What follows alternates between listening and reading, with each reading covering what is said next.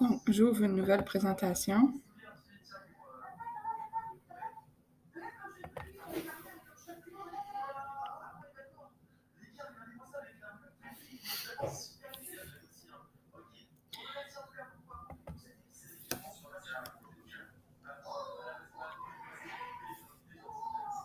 Je mets un arrière-plan. Je vais dans mes arrière-plans ici. Je peux choisir une image.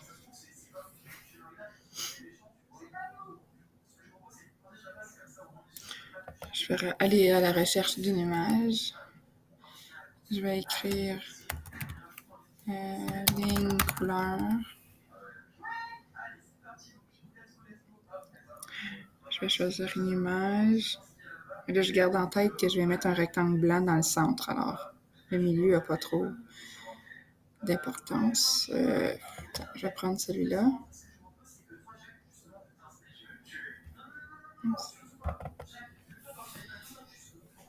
L'image va apparaître.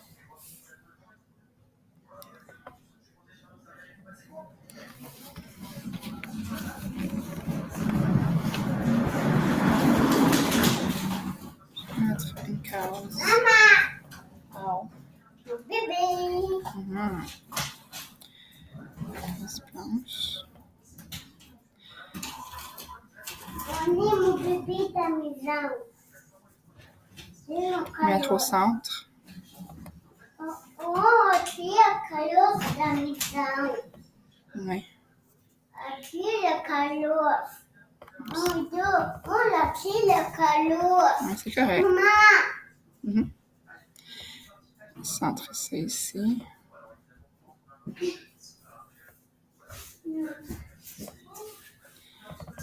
Je vais ajouter un titre. Maman, tenez mon calotte. Tout ne pas. Non. Et là, je peux changer l'écriture.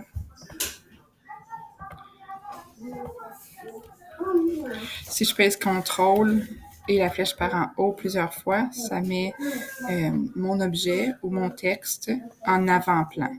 Donc, je suis certaine que je vais le voir. Jeu interactif. Et je change mon écriture. Oui, disons que ma page titre est terminée. J'ajoute une page.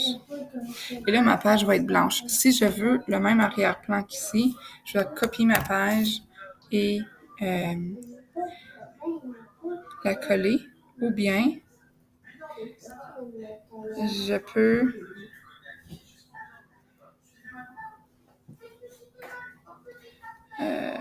arrière-plan, ajouter au thème et mon arrière-plan sera partout. Donc, je vais aller écrire ma première question. Quel est le genre de ce nom? Je vais enlever cette case d'écriture ici.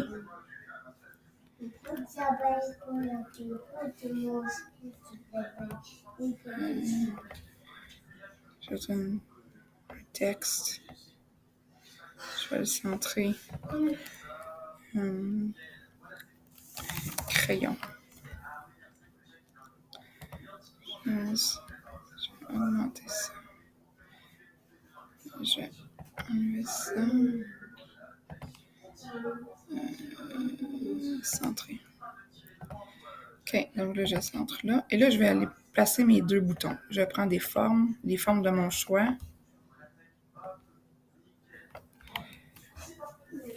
Je veux mon bouton d'une couleur. Je voudrais que mon mot soit centré, qu'il soit blanc et qu'il y ait un contour noir, une petite bordure. Donc, je colle et je copie, je colle mon bouton. Je les mets un côté de l'autre et je m'assure qu'ils soient centrés.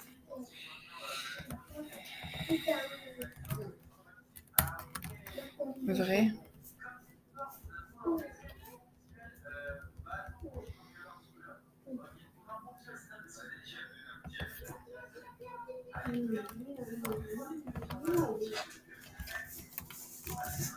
Faux.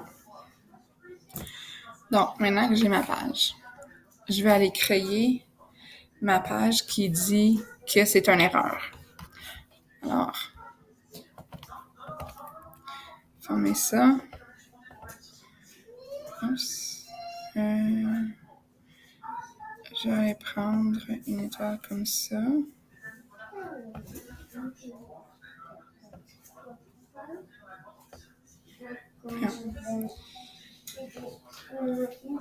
Et voilà. Donc,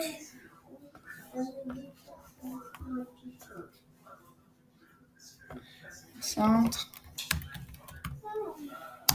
Essaie encore. Et là, je vais changer mon écriture. Je vais augmenter la taille. Je vais le centrer. Et je vais le mettre en couleur.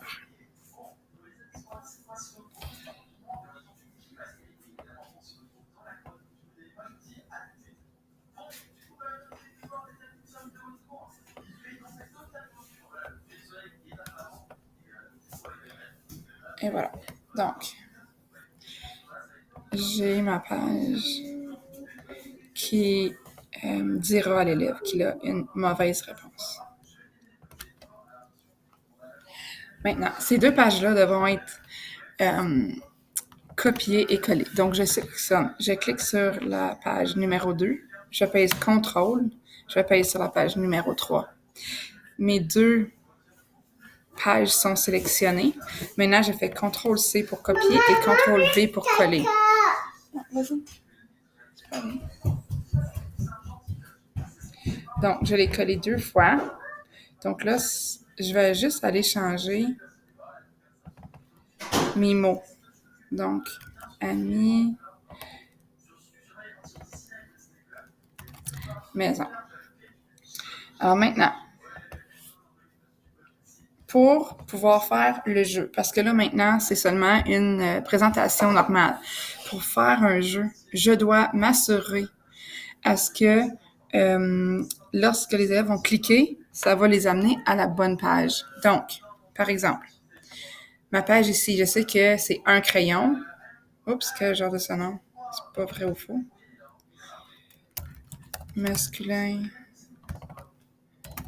féminin. Bon, c'est mon erreur. Je vais seulement aller copier-coller.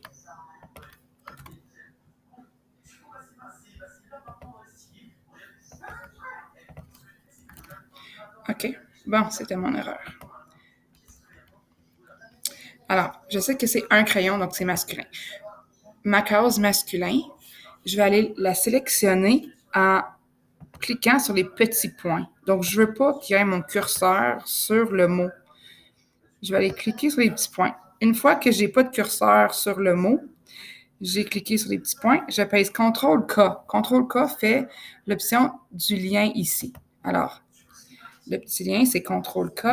Et là, je fais diapositive ici de cette présentation et je veux que, étant donné que c'est une bonne réponse, que ça l'amène à la prochaine question qui est à la diapositive 4.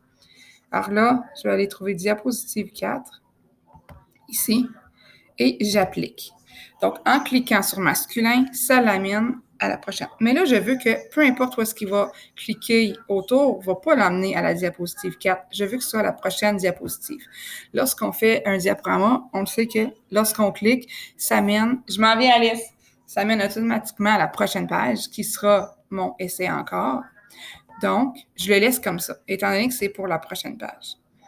Donc, la seule place que ça ne l'amènera pas à la prochaine page, c'est le masculin et ça va l'amener à la diapositive 4, qui est la prochaine question. Cette page-ci, lorsque l'élève sera rendu à cette page-là, il doit être capable de retourner à la diapositive 2. Donc, je vais prendre une forme.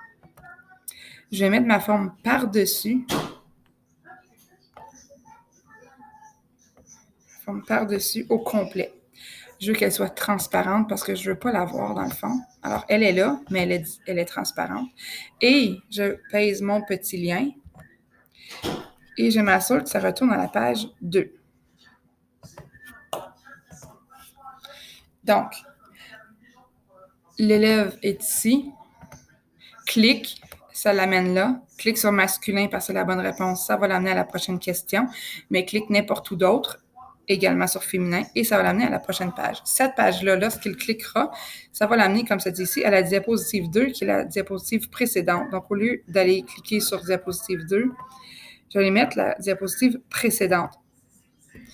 Donc, ces pages-là sont faites. Donc, je peux faire la même chose avec les autres diapositives. Là, je laisse comme ça parce que ma petite de 3 ans m'attend. Mais s'il y a des questions, vous pouvez toujours me les poser. Je vais essayer aussi de faire une vidéo sur une autre sorte de jeu.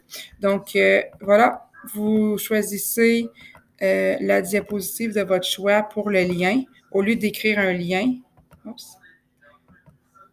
au lieu d'ajouter un lien dans la barre ici, vous cliquez sur diapositive de cette présentation et vous choisissez la diapositive de votre choix. Lorsque je vais copier-coller ces deux diapositives-là, ils auront les mêmes liens. Donc, ça veut dire que masculin va aussi rendre à la deuxième plus loin. Correct. Et le essai encore va encore avoir la diapositive précédente. Donc, j'espère que ça vous aide à faire vos petits jeux. Alors, n'hésitez pas à partager. Bonne journée!